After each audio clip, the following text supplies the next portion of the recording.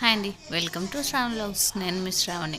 ఈ చలికాలంలో ఉలువచారు చేసుకుంటే చాలా మంచిది, హెల్త్కి కూడా మంచి ప్రోటీన్స్ ఉంటాయి, మళ్ళీ వేడి కూడా చేస్తుందండి. చాలా అంటే చాలా బాగుంటుంది. ప్రాసెస్లోకి వెళ్దాము. ఎలా చేసుకోవాలో 2-3 టైమ్స్ కడిగి మంచిగా రాళ్ళు లేకుండా వేసి నైటే నానబెట్టి పెట్టుకోవాలండి. తర్వాత ఒక 10 విజిల్స్ వచ్చేంత వరకు కుక్కర్లో ఉడికించుకోవాలి. ఏం వేయదు, ఆయిల్ కూడా ఏం వేయదు, ఓన్లీ వాటర్ వేసి ఉడికించుకోవాలి. 10 విజిల్స్ తర్వాత అలా ఉంటుంది పప్పు. సగం పప్పుని మిక్సీ పట్టుకోవాలి. మిక్సీ పట్టుకొని పెట్టుకున్న తర్వాత పోపుకి ఎండుమిర్చి, కరివేపాకు, వెల్లుల్లి, కొంచెం చింతపండు నానబెట్టుకోవాలి, చాలా తక్కువగా. తర్వాత జీలకర్ర, ఆవాలు, ఇంతే అండి. ఇంకా ఎక్కువ ప్రాసెస్ అసలు ఏమీ లేదు. చిన్న గిన్నె పెట్టుకొని దాంట్లో 1 స్పూన్ 1.5 స్పూన్ ఆయిల్ వేసుకొని అది కొంచెం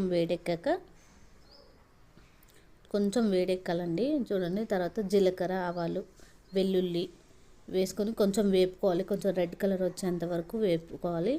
అవి వేపుకున్న తర్వాత ఎండుమిర్చి, కరివేపాకు వేసుకోవాలండి. వేసుకొని అవి కూడా కొంచెం వేగాక కొంచెం పసుపు వేసుకొని తర్వాత ఈ మిశ్రమం మనం మిక్సీ పట్టుకున్నాం కదా, దాన్ని వేసుకోవాలి. కొంచెం వాటర్ లాగా వేసుకోవాలి.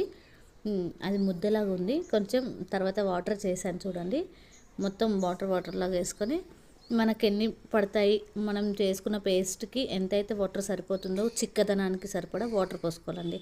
వాటర్ పోసుకొని బాగా మరిగించుకోవాలి. చింతపండు కూడా ఆ రెక్కలతో సహా అలాగే వేయాలి. ఎక్కువగా పిండేస్తే టేస్ట్ పోతుంది. రెక్కలతో సహా ఉంటే దాంట్లోనే బాగుంటుంది. కొంచెం జీలకర్ర, మెంతుల పొడి, ధనియాల పొడి వేసుకొని కొంచెం సాల్ట్ వేసుకొని తగినంత సాల్ట్ వేసుకొని కొత్తిమీర వేసుకొని మంచిగా మరిగించుకోవాలి. చాలా మరగాలి.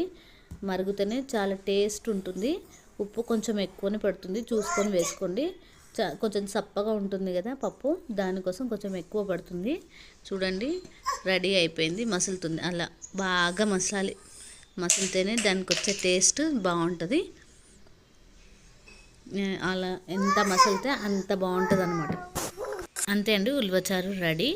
మరిన్ని రెసిపీస్ కోసం subscribe to our channel. Like, share and subscribe.